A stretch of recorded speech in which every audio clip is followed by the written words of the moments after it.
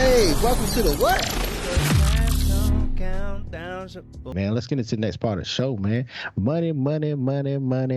Mendes came in, came out, showed up, and he knocked Fames the fuck out. What you got to apologize for, sir? Hey, look, man. Hey, Conor McGregor, his one-liners be so good, man. They stick with you forever. But, after he hit my man with that oodles and noodle, I need everyone to understand that my man is Chad Money Mendes, right? Yeah. It was so easy to say Chad Money Mendes after Conor said it because that shit was funny as hell. It was so funny. But I just need to know, I need everybody to know, put some respect on that man name. He from a wrestling background. And he went out there, he said, I swear this was the camp. They said, man, when they ring the bell for the round, just shoot. Whatever. It's cool. And then next time when you do it, he's like, oh, he just tripping overhand. And I be damn if that didn't come to fruition too. He said, shoot, they're going to warn you. Get your little Dundasso going. And then on the next one, boom. He hit him with that overhand. He dropped him in, no, he didn't drop him in the first. He dropped him in the second. He dropped him in the second, the third, and twice in the fourth. Yup.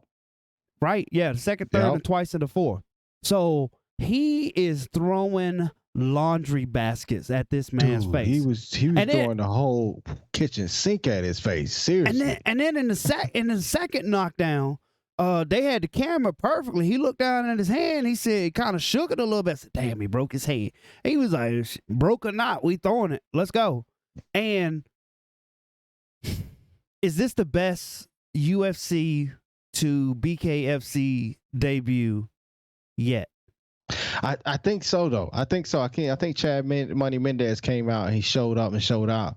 And I feel like from all the fights that I've seen from a UFC fighter coming over to the BKFC, he has been the best UFC fighter to come over and transition, because the biggest thing you say about BKFC is the transition from MMA gloves or gloves in general to just bare knuckle is a big transition. And if your hands are not used to hitting somebody in the face bare knuckle, Mike Perry said it. It's one of those things where you got to adjust, and you got to adjust to a point where you got to break those knuckles or break those little bones in your knuckles so they can build back up and get stronger and stronger, so you can continue to hit people in the face with that bare knuckle.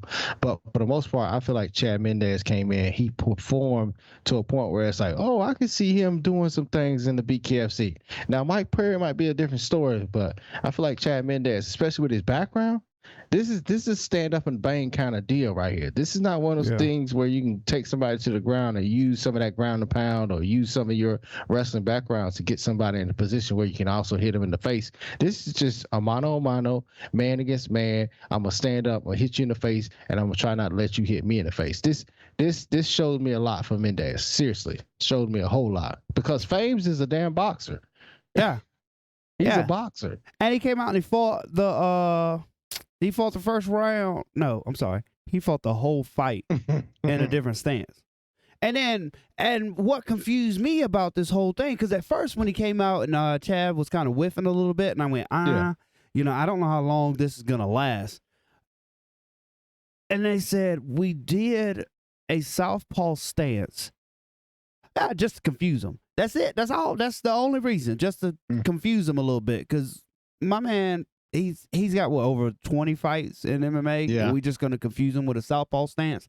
I don't know if that's gonna happen. I feel like he's seen a lot. I feel like he's seen a lot in his heyday. And I think if they came out and said, stance. if they said something like, okay, so we did that because he's not gonna see that check hook coming. We noticed in a lot of fights he was susceptible to it. Okay, I'm with that. But then after about the first two knockdowns, he was just like, you know what? I'm going to ride it out with a southpaw stance. Okay, cool. He died. But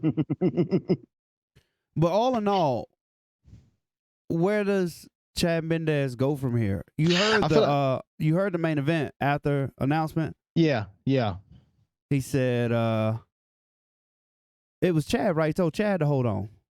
Yeah, he told Chad to hold on Chad because to hold on because he want to fight said for the something belt. about fighting his brother or somebody. I was like, damn, how He you was fight like, your brother. I think maybe he just said brother. I don't know. think he said brother too. I think Palomino said brother as well. But I was like, yeah, you gonna fight your own brother because he didn't say the right stuff while he had the belt. It sounded weird. It was kind of weird. That's why the main event fight was weird itself. I feel like I understand where he came from. He didn't want to train. He was in a bad mindset.